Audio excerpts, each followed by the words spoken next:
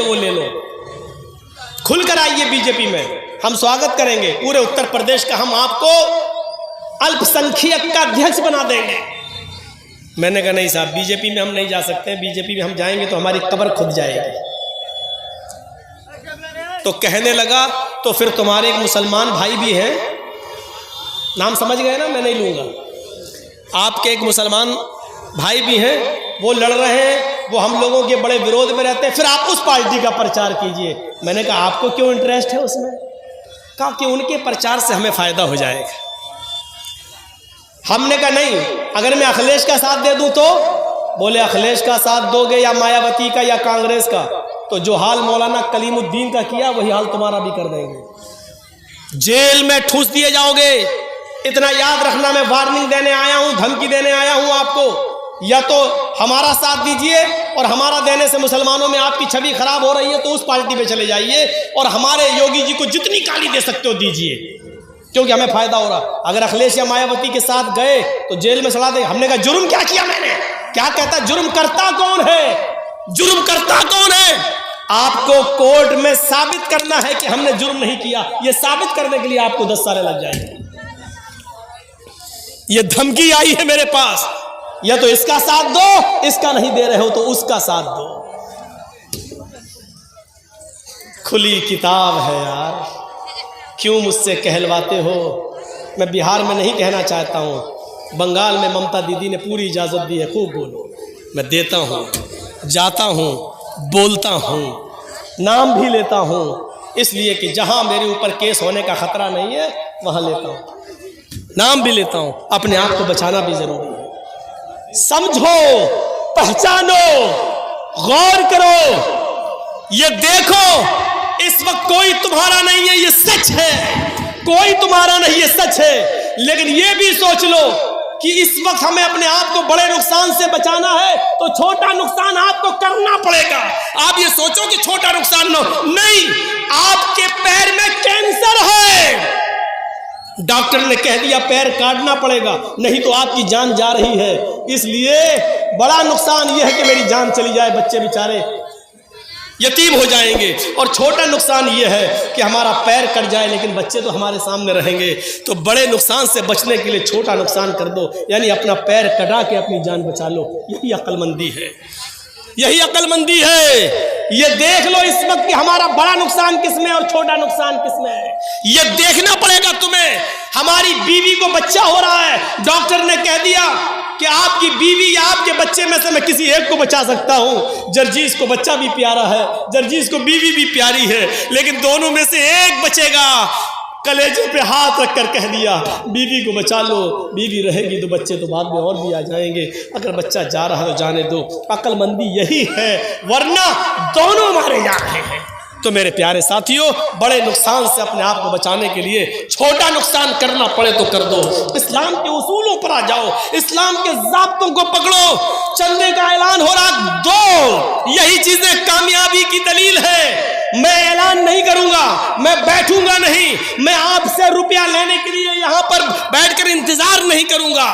याद रखो, एक मिसाल देके जा रहा हूं, बिहार वालों खुशनसीब हो, बंगाल वालों खुशनसीब हो कि तुम्हारे यहां मदरसों पे कोई पाबंदी नहीं है, सरकारी स्कूलों में तुम पढ़ा रहे हो, मदरसे खुले हैं, बंगाल में खुली इजाजत है। हम यूपी वालों से पूछो, हमारे मदरसे बंद किए जा रहे हैं, मदरसों पे छापे मारे जा रहे हैं, मदरसे की उस्तादों पर नजरें रखी जा रही हैं, सीसीटीवी कैमरे लगाए जा रहे हैं, हमारे यूपी के मदारिस को बंद करने की प्लानिंग हो रही है। याद रखना, अगर ये मदरसे जो आप लोगों के इसी चंदे से चलते हैं, अल्लाह न करे कि यूपी वाला माहौल आपके यहाँ आ जाए, ये मदरसे अगर बंद हो गए तो कोई फिर अली मियां नदवी जैसी शख्सियत पैदा नहीं होगी, फिर कोई एहसान इलाही ज़हीर जैसी शख्सियत पैदा नहीं होगी, कोई इब्ने तैमिया और इब्ने क़य्यिम बनकर नहीं निकलेगा। याद रखना, कोई फिर अबू हनीफा और इमाम शाफ़िई और इमाम मालिक और इमाम अहमद इब्ने हम्बल बनकर नहीं निकलेगा। आप चाहते हैं कि दीन बाकी रहे, आप चाहते हैं कि इस्लाम बाकी रहे, तो इन मदरसों की हिफाजत करो, रुपयों से, पैसों से, दौलत से आप दीजिए और इन मदरसों को जिंदा रखिए। मैंने बहुत कुछ कह दिया, और एक बात बता दूं, अल्लाह की राह में देने से कम नहीं होता है, अल्लाह की कसम नहीं होता है। मिसाल दे दूं, एक कुतिया कितने बच्चे पैदा करती है? 4, 5, 6, कभी कभी 12 बच्चे भी पैदा कर देती है कुतिया। लेकिन आप देख लीजिए, एक कुतिया 5, 6, 10 बच्चे पैदा करती है, लेकिन रास्ते में जाइए कुत्ते और कुतियों की तादाद आपको बहुत कम दिखेगी। क्यों? बस सड़क पे कोई इस ट्रक से मर गया, कोई उस बस से मर गया, कोई इससे मर गया, बहुत। एक कुतिया 10-12 बच्चे देती, लेकिन तादाद कुत्तों की बहुत कम है। और एक बकरी को देख लो, 2 ही बच्चे देती है, बहुत कम है जो 3 दे, 1 या 2 या 1।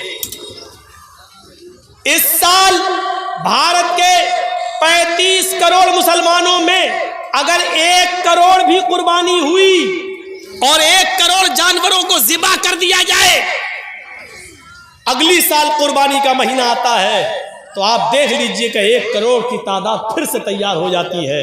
क्यों? एक बकरी सिर्फ 2 या 1 बच्चा देती है, लेकिन और रोजाना कितने ज़िबा किए जा रहे हैं और हम लोग उनका गोश्त खा रहे हैं। जरा तसव्वुर किया आपने, जो जानवर अल्लाह की राह में जितने ज़िबा किए जा रहे हैं, दूसरे साल उससे ज्यादा पैदा हो रहे हैं। सऊदिया में चले जाओ, 50-50 लाख हाजी लोग हज के मैदान में, और हर हाजी वहां अपनी तरफ से एक कुर्बानी तो देता ही देता है। 50 लाख हाजी का मतलब 50 लाख जानवर एक साल कुर्बान हुए, दूसरे साल 50 लाख फिर उसी सऊदिया की सरजमीन पर पहुंच गए। जो चीज़ अल्लाह की राह में जितना कटती है, जितना खर्च होती है, वो बढ़ती है। मेरे भाइयों, आप अल्लाह की राह में जितना दोगे बढ़ेगा, इजाफा होगा, आपके घरों में बरकत होगी, और जितना सैंत के रखोगे, बचाओगे, तो कभी आपके बच्चे की बीमारी में चला जाएगा, कभी किसी को कैंसर हो जाएगा, कभी किसी की किडनी खराब हो जाएगी, अल्लाह ताला कहीं ना कहीं वसूल कर लेगा। इतना याद रखिए, ये सदका और खैरात आने वाली बलाओं को टाल देती है, आने वाली बलाओं को दूर कर देती है। अल्लाह के नबी ने फरमाया, तकदीर में सारी चीज लिखी जा चुकी है, अगर तकदीर में लिखी हुई किसी मुसीबत को अगर तुम दूर करना चाहते हो तो तुम सदका और खैरात करो, क्योंकि सदका और खैरात आने वाली मुसीबतों पर रोक लगा देती है। मेरे भाइयों, दुनिया में यही सदका और खैरात कर जाइए, ताकि अगर हमारी मौत एक्सीडेंट से लिखी है तो सदका हमारे उस एक्सीडेंट को टाल दे। अब आप कहोगे कि तकदीर में तो सब लिखा है, हमारी मौत जब, तो तकदीर में ये भी लिखा होता है कि इस आदमी की मौत एक्सीडेंट से लिखी है, लेकिन 1 महीना पहले ये सदका और खैरात करेगा और हम इसकी मौत को टाल देंगे। ये भी तकदीर में लिखा हुआ है, ये भी तकदीर में लिखा हुआ है। मेरे भाइयों, इस्लाम के अंदर पूरे के पूरे दाखिल हो जाइए। एक मुसलमान दूसरे मुसलमान की इज्जत व आबरू को समझे। चलिए, 2:10 हो चुके हमारी घड़ी में।